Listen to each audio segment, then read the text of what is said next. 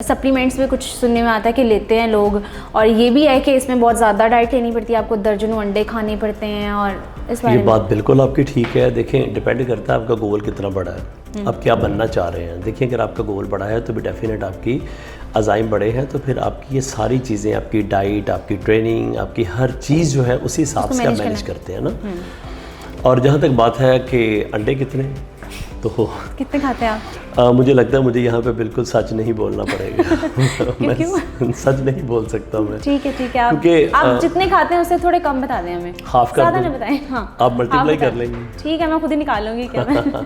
अच्छा, 2 दर्जन अंडे तो डेफिनेट आपको खाने ही चाहिए, लेकिन जो उसकी जर्दी है, जो येलो पार्ट है, वो सिर्फ 2 से ज़्यादा नहीं खाने हैं आपने। सफ़ेदी उसकी ज़्यादा मतलब खानी, ठीक बिल्कुल आप 6 एग जो है एक मील में अगर आप लेते हैं तो एग कम से कम आपके 2 डज़न एग होने चाहिए। ठीक है। और इसके अलावा चिकन है, फ़िश है, इसके अलावा फ्रूट्स हैं, वेजिटेबल्स हैं, ये सारी चीज़ें जो हैं आप सारी चीज़ें टेक करनी होती हैं। एग्जैक्टली। अच्छा सर, मुझे ये बताइएगा कि आपका शेड्यूल क्या है, आप कितनी देर ट्रेनिंग करते हैं, आउटडोर कितनी करते हैं, इंडोर कितनी करते हैं? अच्छा, मेरी आउटडोर तो सिर्फ रनिंग होती है। मैं 2 ट्रैक करता हूँ माल्टन पार्क के, और इसके अलावा मेरी जो ट्रेनिंग है वो 2 घंटे सुबह होती है, 1 घंटा शाम को होती है। तो अप्रॉक्सीमेटली मैं दिन में 3 घंटे अपना वर्कआउट करता हूँ।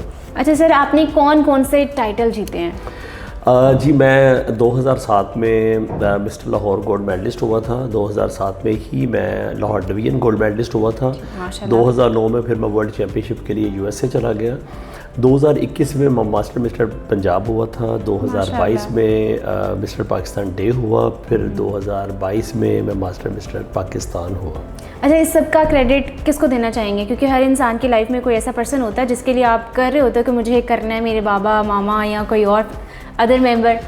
देखिए जी, पहली बात तो ये है कि ये क्रेडिट जो है ना, मैं डेफिनेट मेरे पेरेंट्स की, मेरी अम्मी अबू की दुआएं हैं बहुत ज़्यादा, और उसके बाद मेरी वाइफ हैं जिन्होंने मुझे बहुत सपोर्ट किया, बहुत कोशिश की, बहुत स्ट्रगल किया, और वो बिल्कुल बैकबोन की तरह उन्होंने मुझे सपोर्ट किया। जैसे इंसानी बॉडी के साथ अगर बैकबोन ना हो तो आप खड़े नहीं हो सकते ना। तो मैं समझ लें कि उसके बगैर ये कभी भी इम्पॉसिबल था मेरे लिए ये सारे टारगेट अचीव करने। ये मेरी वाइफ को क्रेडिट जाता है। ठीक है, ये भी बड़ी बात है, आपने अपनी वाइफ को क्रेडिट। और मैंने बिल्कुल सच बोला, अल्हम्दुलिल्लाह। मतलब हर चीज़ में, कोई भी आपका सफ़र हो उसमें आपको बहुत चैलेंजेस फेस करने पड़ते हैं। इसमें आपको किस तरह के चैलेंजेस आए?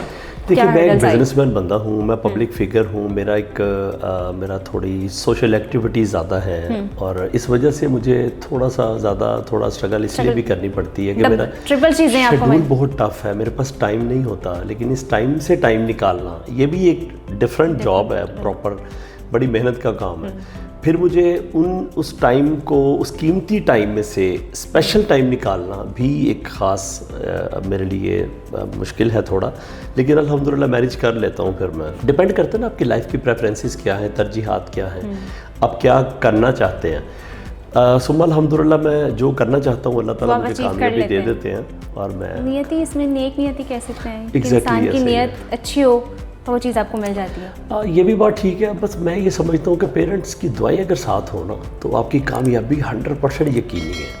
अब दुनिया का कोई भी गोल अचीव करना चाहे ना, सिर्फ अपनी अम्मी और अब्बू से कहें दुआ कर दीजिएगा, उनकी दुआओं से अल्लाह ताला रास्ते ऑटोमेटिक फिर खुलते जाएंगे। एग्जैक्टली, रास्ते खुद ही खुल जाते हैं।